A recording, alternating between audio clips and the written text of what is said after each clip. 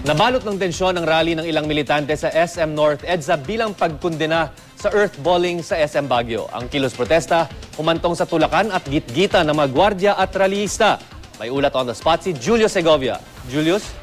Chino, sa main entrance ng SM North EDSA nagprotesta may 30 miyembro ng Kabataan at Kalikasan Party List groups.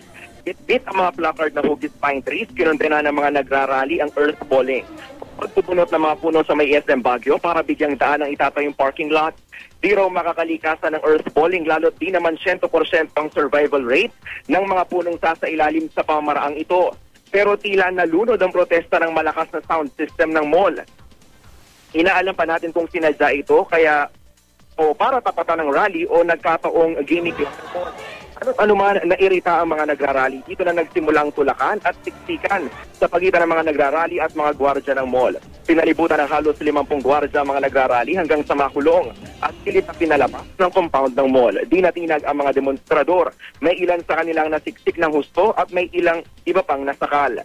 Pero pinwersa pa rin silang itaboy ng mga gwardya hanggang sa mailabas sila sa mismong EDSA. Sino doon na sila nagtuloy ng kanilang programa. Dahil sa talukan at gitgitan, basag ang cellphone ng isang rallyista. Sira rin naman ang sound system nila at nagtamo ng gas-gas sa katawan ang isa pang militante. Payapa naman silang nag-disperse pero nagbantang magtutuloy-tuloy raw ang protesta hanggat hindi nire-revoke ng DNR ang permit na inisyu sa SM Baguio. Sinabi na ng DNR kahapon na nasa korte na ang usapin, lalo't may umiiral na Temporary Environment Protection Order o TEPO. Sinusubukan pa rin natin kung ang panig ng SM. Yan muna ang pinakasariwang balita. Balik sa iyo, Chino. Maraming salamat, Julius Segovia.